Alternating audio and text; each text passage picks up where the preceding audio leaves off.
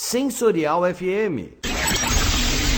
Primeiro lugar em audiência. Conquistando você com som e qualidade. Aqui. Sensorial FM.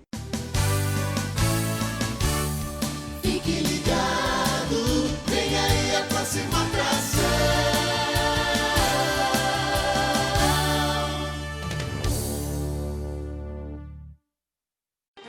O programa a seguir é de responsabilidade de seus produtores e locutores.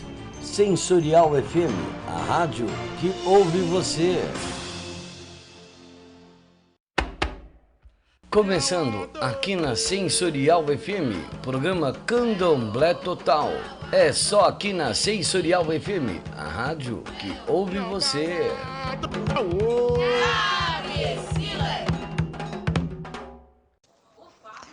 Muito boa tarde, meus amigos da Sensorial FM. Aqui é a Gislaine Vicente com vocês. E eu queria já deixar meus contatos para aquelas pessoas que ainda não os têm. Tem gislaine.vicente07@gmail.com, Gislaine Araújo, embaixo Gislaine Vicente no Facebook. Tenho também o meu WhatsApp, o 11 97754 7604. E tem meu Instagram também, gislaine.vicente9. Eu queria também agradecer muito a colaboração de vocês, porque várias pessoas têm me sugerido alguns temas, algumas coisas. E em breve a gente vai estar abordando todos eles. E hoje eu escolhi um que está muito em voga, porque desde março a gente vem vivendo uma situação bastante sui generis, que é o da quarentena. Isso fez muita gente se questionar em relação à saúde, né? Como é que está a sua saúde, como é que está a sua família? Porque todos nós fomos obrigados, de uma certa maneira, nos precavermos contra as doenças. E isso nos obrigou que a gente ficasse isolado, né? É evidente que isolado de certa maneira, e às vezes você isolado em casa, é uma situação que é até confortável, porém não é o ideal, porque se você for analisar essa situação, você está longe de tudo. Ao mesmo tempo que a internet permite que você trabalhe, que você faça as suas coisas, porém você fica longe do convívio diário da sociedade. Muitas vezes você está, evidente, você vai a um supermercado, vai a algum outro comércio qualquer e você tem as pessoas ali para te servir ou para você mesmo se servir, você se utilizar dos serviços, né, que são disponibilizados.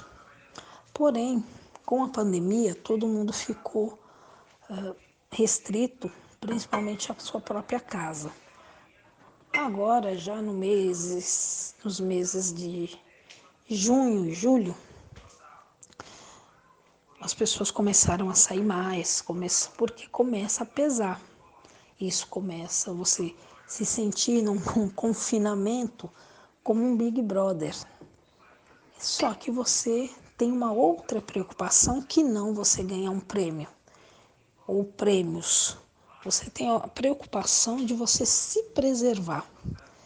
E isso é que foi colocado como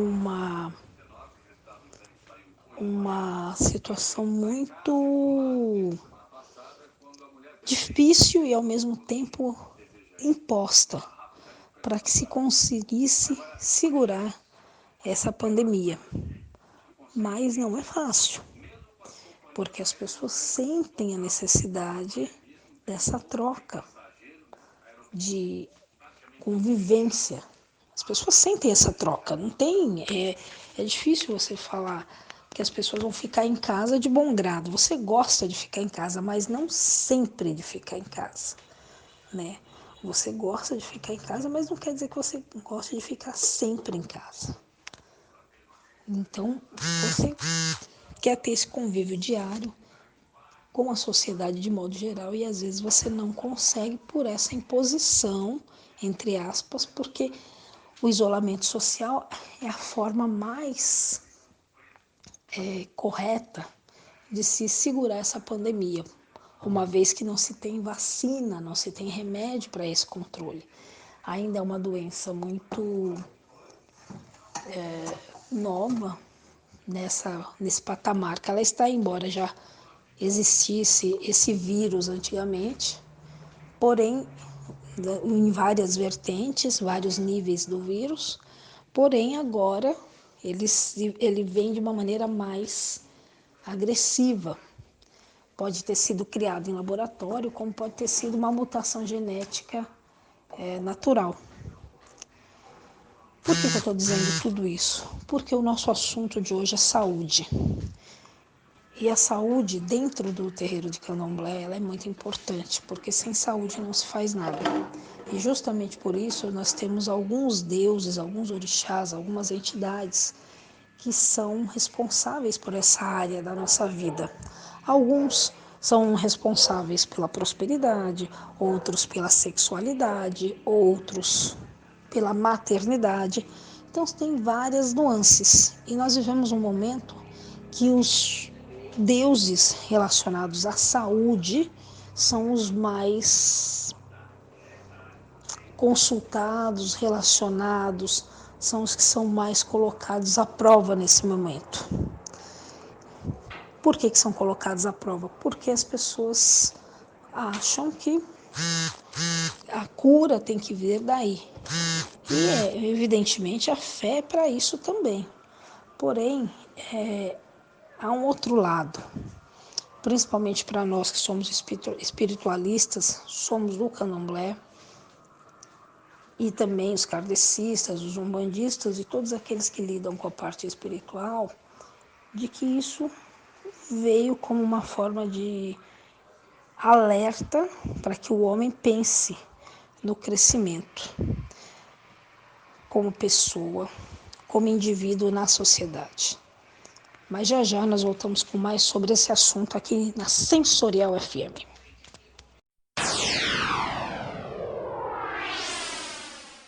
Tenha um programa na Sensorial FM. Tecnologia e modernidade, conforto e qualidade. É assim que se faz. O seu programa na Sensorial FM, sem precisar ir até o nosso estúdio. Saiba mais. Entre em contato pelo Rádio Nextel 11 9 40 26 60 68 ou pelo e-mail contato@sensorialfm.com.br.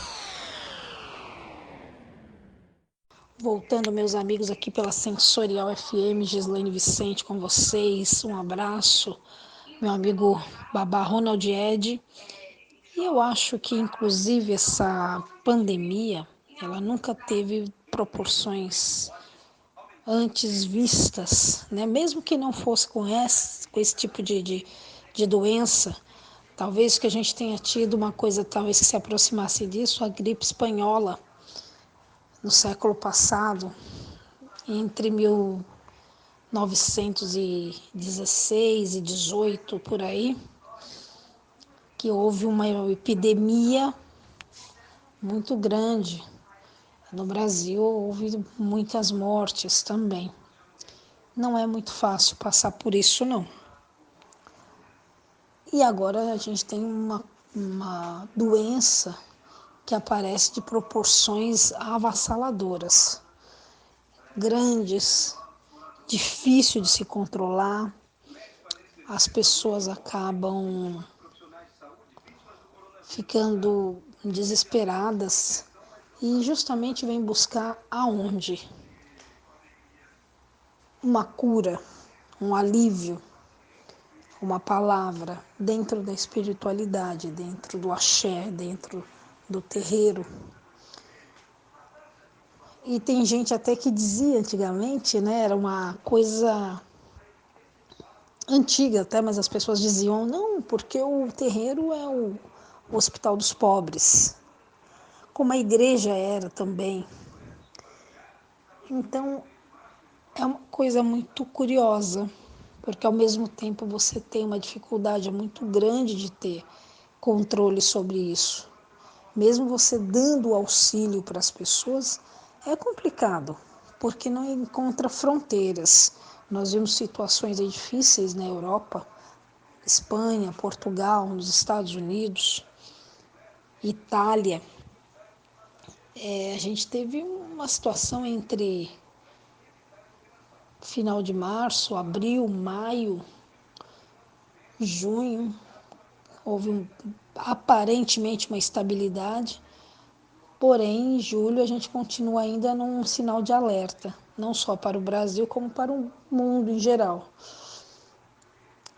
E para nós que somos de terreiro, que somos candomblecistas, espiritualistas, das mais vertentes que, né, existentes aí, das vertentes existentes, Umbanda, Mesa Branca, e entrando até para as coisas orientais, budistas e tudo mais, taoístas,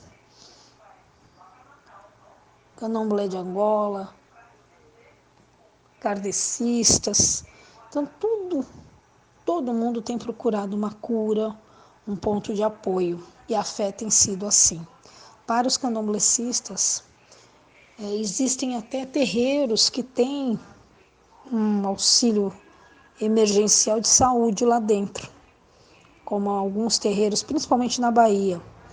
Tem escolas, tem creche dentro do terreiro, porque isso é uma coisa de assistência social, é um cunho social, um cunho que demanda um trabalho de políticas públicas, e muitos terreiros têm esse envolvimento, principalmente na Bahia. Eu tenho um livro chamado Hospital dos Orixás, que ele trata justamente dos encontros terapêuticos em terreiro de candomblé.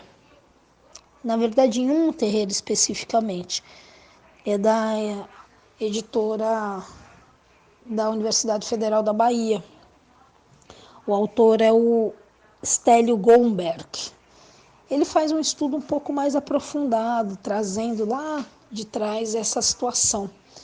Mas tem muito fundamento quando a gente vê que, por exemplo, para nós candomblecistas, nós temos entidades e orixás direcionados para esse tipo de tratamento, para esse tipo de agrura, de situação. Por exemplo, você tem o San, que é o médico das folhas, que seria uma espécie de farmacêutico. Ele fabrica, vamos dizer que se fosse trazendo para os dias de hoje, ele fabricaria as vacinas. Ele seria um dono de laboratório, por exemplo, porque ele traz os princípios ativos das suas plantas. A Sal, né? A gente saúda muito, o San pede muito que ele traga a cura, né? Que ele descubra o remédio necessário para que as pessoas curem os seus males. Outra entidade, um orixá, na verdade, que é ligado também, às doenças e às curas, é o Molu, Oluaê. Nós pedimos muito que ele traga a cura, a gente pede misericórdia primeiro, porque ele foi, quando em terra, foi uma pessoa muito injustiçada. E depois ele adquiriu essa questão de médico dos pobres, entre aspas, porque muita gente sempre recorreu ao Mulu para isso, para que tenha saúde, para que ele seja o médico. Você tem o sangue, que é o farmacêutico, é quem fabrica. E você tem um médico, que é quem dá cura, baseado também no medicamento que o sangue faz, que o farmacêutico faz. Então, são duas vertentes. E você tem Nanã, por exemplo, que também auxilia na cura. Ela também roga ao próprio filho que ele ajude as pessoas. porque em algumas vertentes você não pede diretamente ao Mulu, você pede que Nanã interceda e que ela vá até o filho dela e peça por quem é necessário. Então você tem, neste mês de julho principalmente, a saudação que, se fosse no momento normal, vamos dizer, o antigo normal nosso, nós estaríamos nos preparando para os Olubajés. Então, mês de julho, agosto, em alguns, até o começo de setembro, seria comemorado o Olubajé, para algumas casas. E esse ano, infelizmente, pelo andar da carruagem, talvez até setembro e até outubro, ou talvez até o final do ano, nós não tenhamos festas. As comemorações vão ser todas internas, com poucas pessoas, mínimas pessoas, na verdade. Já já nós voltamos mais aqui, com muito mais sobre esse assunto, aqui na Sensorial FM. Inspirado em quem tem um monte de prioridades e vive intensamente cada uma delas. Inspirado em quem consegue estar sempre perto, mesmo quando está longe. Inspirado em quem não deixa nada para depois, principalmente o que é mais importante. Personalité Digital. A gente se inspirou em você para ser mais próximo, compartilhar o que conhecemos, reinventar o nosso relacionamento. Itaú Personalité Digital, para ser ainda mais pessoal. Voltando, meus amigos da Sensorial FM, aqui Gislaine Vicente com vocês. E hoje, no assunto Candomblé e Saúde, eu queria ler um trechinho de um livro muito interessante que eu falei no outro bloco, chamado Hospital de Orixás, Encontros Terapêuticos em um Terreiro de Candomblé, do Estélio Gomberg. A edição é da editora Universidade Federal da Bahia. E ele fala assim, em um capítulo justamente que se chama Candomblé e Saúde. A existência de um número significativo de adeptos e simpatizantes que buscam nas religiões de matrizes africanas a solução para problemas de saúde, aflições e apoio, nos leva a considerá-las como um sistema médico complexo, conforme apresentado por Luz em 2003, que é um outro estudioso do tema. Esta medicina afro-brasileira, entre aspas, de base religiosa, é marcada pela origem africana resultante do processo de escravidão registrado no Brasil até o século XIX, caracterizando-se pela utilização preponderante de elementos vegetais nos tratamentos que prescreve e pela intervenção de um agente religioso, mãe ou pai de santo, que promove a restauração da saúde através de relações estabelecidas com suas divindades. Entre as estratégias e práticas de intervenção desta medicina, entre aspas, podem ser encontradas abordagens que buscam acionar mecanismos naturais e sobrenaturais de promoção da saúde, privilegiando o acolhimento, o vínculo terapêutico e a interação do sujeito com a natureza, possibilitando uma visão ampliada e holística do processo saúde-doença. Trocando em miúdos, é como eu disse num outro momento, as pessoas têm o terreiro como uma unidade básica de saúde e que alguns autores chamam dos pobres. Por quê? A maioria das doenças, muita gente quando vai para o terreiro, vai porque está doente. Como a gente costuma dizer, tem um ditado bem antigo que você vai para a religião pelo amor ou pela dor. E pela dor é pela doença, quando a pessoa não está se sentindo bem por algum motivo. E justamente é quando a pessoa procura essa orientação terapêutica. E por que se fala dos pobres, né? Alguns historiadores mais antigos? Porque se trata com ervas. As doenças são tratadas com ervas, com garrafadas, em muitos dos casos. Nos anos 60, 70, até os anos 80, como a maioria dos terreiros eram candomblé de Angola, se tomava muita garrafada, aqueles preparados que vão muitas ervas. Até hoje tem muita gente que faz uso disso, independente de religião. As pessoas utilizam como medicação natural. Tem gente que se dá muito bem com garrafada, porque dentro da garrafada vão todas as ervas que você pode imaginar de uso terapêutico. São Gonçalinho, louro, alguns utilizam chás, camomila, melissa, extrações como própolis. Então tem muita gente que se faz ou que faz esse uso dessas medicações mais naturais, até porque na vida moderna a gente se utiliza muito de medicação industrializada. E a medicação industrializada, como se costuma dizer, ela resolve um problema e causa outro. Naturalmente, e muito provavelmente, na maioria das vezes, os problemas são estomacais. Por quê? Você toma é uma droga, né? Uma droga lícita e terapêutica, quer dizer, de remédio, né? São remédios. Você toma, e aquelas pessoas mais sensíveis, elas sentem aquilo no estômago, no intestino, porque é processado também no fígado, então passa pelos rins. Então muitas vezes, dependendo da medicação, ela vai agir de uma forma. E as pessoas vão ter isso como uma medicação que pode trazer um problema mais à frente.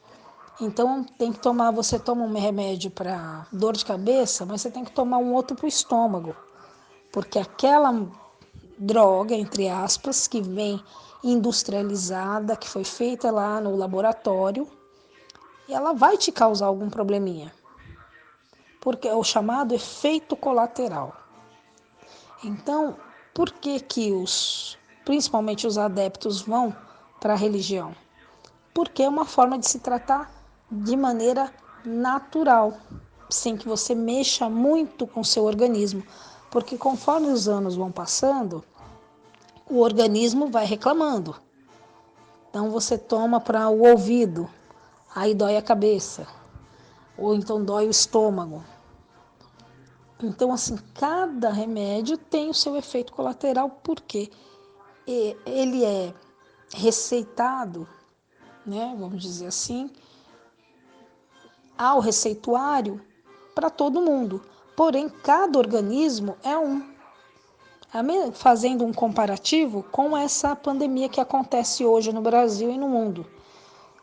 Como não se tem vacina, você depende do seu organismo. Se ele estiver debilitado, ele talvez não responda bem ao tratamento. E você pode correr um sério risco. Mas se ele, de repente, ele responder de maneira adequada, vai ser mais um mal que vai passar por você, mais uma doença e graças a Deus você vai se curar lá na frente.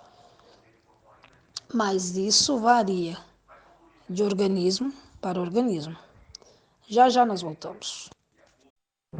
Laroê, seu capa preta, salve sua banda, salve sua força e salve a sua proteção. Bom dia para você que é de bom dia, boa tarde para você que é de boa tarde e boa noite para você que é de boa noite. Aqui é o Pai Ronald Ed de Xangô. Se você precisa de proteção, abertura de caminhos, limpeza espiritual, saúde e tudo que o Exu pode te proporcionar, essa dica é para você. Já está disponível o curso Exu Desvendando Mistérios em EAD para qualquer lugar do mundo. Agora, com o auxílio de Exu, você pode desmanchar amarração amorosa, destrancar caminhos fechados, desfazer qualquer trabalho que esteja prejudicando a sua vida e das pessoas ao seu redor. Com 29 videoaulas, o curso Exu Desvendando Mistérios ensina a manipular os mistérios de Exu com responsabilidade e segurança. Nada de curso chato aqui não! O curso Exu Desvendando Mistérios é um bate-papo comigo e o amigo e irmão Pai Vladimir de Oxóssi. E claro, com você! Inscreva-se já! Tenha acesso ao conteúdo completo do curso. Receba o link e informações em facebook.com/Exu Desvendando Mistérios. Laroie! Laroie Exu, salve seu capa preta, salve sua força, salve sua banda e sua proteção. Voltando, meus amigos, Gislaine Vicente com vocês aqui na Sensorial FM, e a gente falava das terapias que perpassam pelas religiões afro-brasileiras. A espiritualidade toma conta realmente quando há necessidade disso, porque o que a gente tem falado dos métodos tradicionais, os remédios, as pessoas, a sociedade tem se tornado muito doente. E já visto que a gente viu agora, tem visto nessa pandemia, que ela tem tornado as pessoas muito mais vulneráveis a tudo aquilo que é necessário. Tudo que é necessário no sentido assim, você tem que fazer todos os seus procedimentos, todas as coisas da sua vida no dia a dia. Porém, com a pandemia, a gente teve que se adaptar. Como eu tenho uma prática de alguns anos de home office, ou seja, de trabalhar em casa, fazer alguns trabalhos em casa, em alguns momentos eu realmente, isso já desde 2005, por aí, 2006, ou um pouco mais para frente, eu tenho já essa prática, né, de alguns momentos eu trabalhar em casa. Porém, com a pandemia, as pessoas em muito maior número vieram trabalhar em casa. E o momento saúde que a gente vive é muito voltado para essa pandemia. Porém, desde sempre, a gente dentro dos terreiros tem feito esse trabalho terapêutico. Então, há uma conjuminância, uma troca de saberes aí. Então, por exemplo, quando você... Não tem nada a ver com candomblé, mas, por exemplo, tem muita gente que pratica reiki. Os reikianos, né, tem muito... abordam muito a questão das energias, né? As pessoas têm muito isso. O pessoal que trabalha muito com mesa branca, então os espiritualistas, então isso tem uma outra gama de conhecimento que não deixa de abranger também as religiões de matrizes africanas e especialmente o candomblé. E normalmente, como eu disse, muita gente vai para a religião por conta do estado de saúde, por conta da falta de saúde, por conta de alguma doença, alguma coisa que acontece. E isso acaba sendo um fator preponderante para se adentrar à religião. Não é muito fácil que as pessoas se adaptem, façam a sua adaptação para isso.